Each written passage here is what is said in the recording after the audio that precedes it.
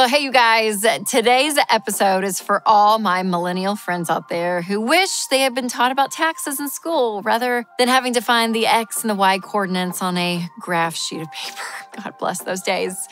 Do you ever look around and just think, okay, I know I'm technically an adult, but I have no idea how the housing market works. So if that sounds familiar to you, you are not alone. And that's why I'm bringing this personal finance quiz directly to you. So I want to ask you 10 questions about everything from investing to insurance, and together we will find out how much you know about money and what you have left to learn.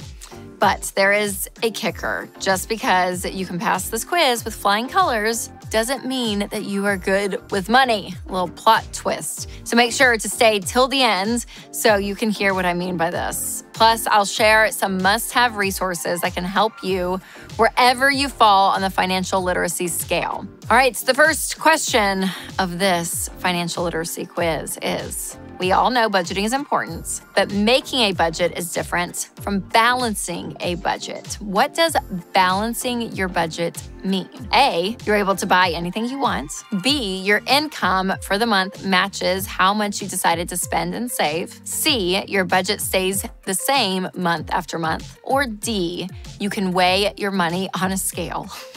If you answered B, your income for the month matches how much you spend and save, you are correct. Well done. That is a balanced budget to make sure the money coming in, that there is enough there to pay all of your bills, to save some, to give some. You have a balanced budget. All right, question number 2.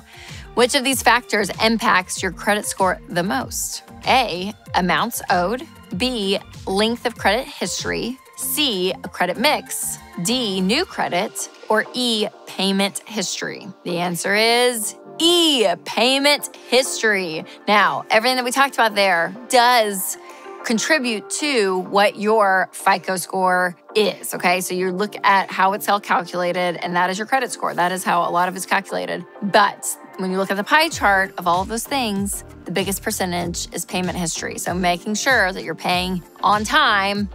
And those of you working your way out of debt, that's why we always say to pay minimum payments to make sure you stay current on everything. All right, question at number 3. What's the lowest amount you'd need to save for a down payment to avoid PMI, which is private mortgage insurance?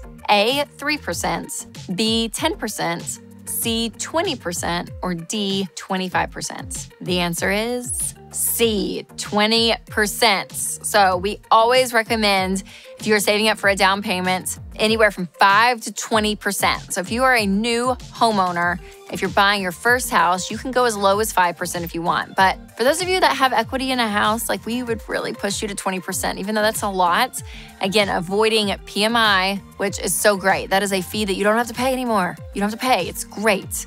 Saves you money in the long run. That is key. So that 20% is amazing. All right, question number 4. And which type of retirement account offered by your employer would you contribute after tax dollars? A, a traditional 401k. B, an IRA. C, a Roth 401k. Or D, a pension?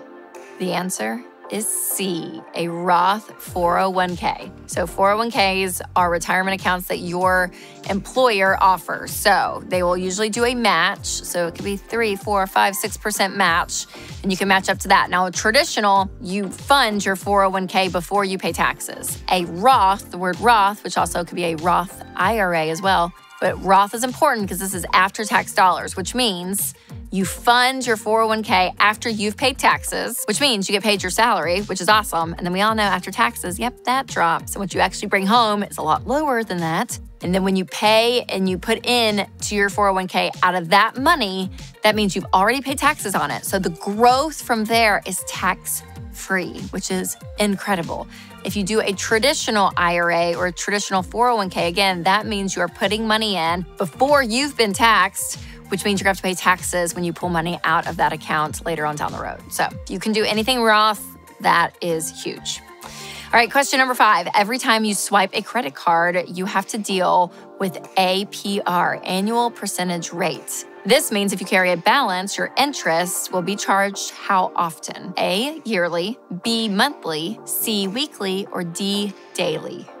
The answer is B, monthly. Every month, you will pay interest if you hold a balance on your credit card. And listen, people are like, well, I pay mine off every month. Yes, some do, but some don't. And you don't go in signing up for a credit card thinking, I'm gonna go deeply in debt and be stressed out. But sometimes that's where people find themselves. And credit card debt has reached an all-time high in our nation. So you guys, be aware of this. Be aware of this. Cut up the cards so you don't have to worry about all this interest rate stuff, okay?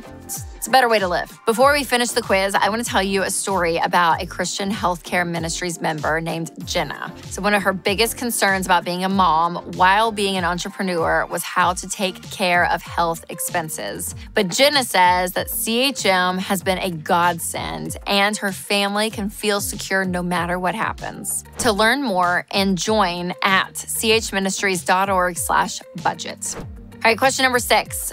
Which type of debt cannot be erased by bankruptcy? A, medical debt, B, personal loans, C, credit card debt, or D, student loans? The answer is D, student loans. Yes, they are not bankruptable. They are around forever and ever and ever. Not fun. But the great thing is, you can get out, you guys. We teach people all the time how to get out of debt, including student loan debt. So it is possible for you to be debt-free. All right, question number 7. Which type of car insurance coverage would pay for damage to the other person's car when an accident is your fault? A, collision, B, comprehensive, C, personal liability, or D, property damage liability? The answer is D, property damage liability. Now listen, insurance is one of those parts of money that can get so granular and specific. So again, always make sure that you're listening to people out there who are wise with their money, that are experts in this stuff, to be able to know, okay, what kind of insurance do I need? We have actually an insurance coverage checkup at RamseySolutions.com you can check out. But knowing all of this, again, it's good knowledge to have. All right, question number 8. What isn't included in your closing costs when buying a house? A, the down payment, B, loan application fee, C, title insurance, or D, loan origination fee? The answer?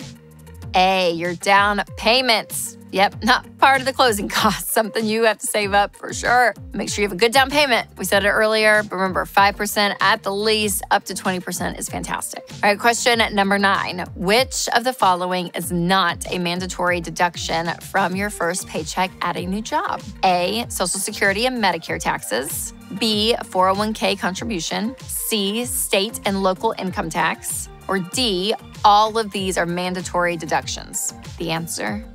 B, your 401k contribution is not mandatory. And in fact, we don't encourage you to fund retirement until you are debt-free and have a fully funded emergency fund. All right, question number 10. Which of the following is considered an excellent credit score? A, 720, B, 750, C, 800, D, 900, or E, they're all considered excellent? The answer is C, 800.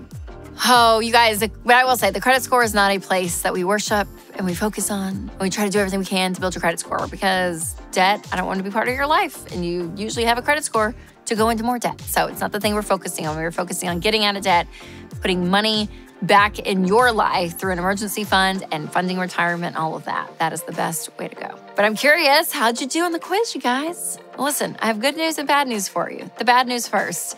If you passed and got every single question right, again, that doesn't necessarily mean you are great with your money. The good news, even if you got some of the questions wrong, this could actually mean you're still making wise financial decisions.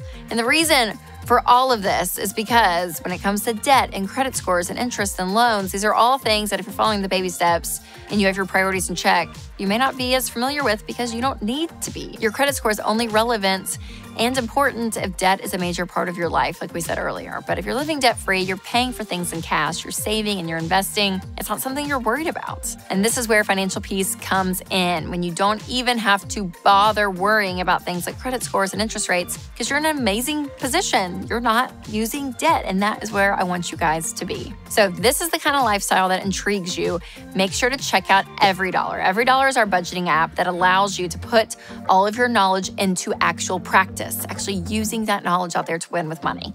So download it today for free and start seeing progress. And send this video to a friend who may know a lot or a little bit when it comes to money. And remember to take control of your money and create a life you love.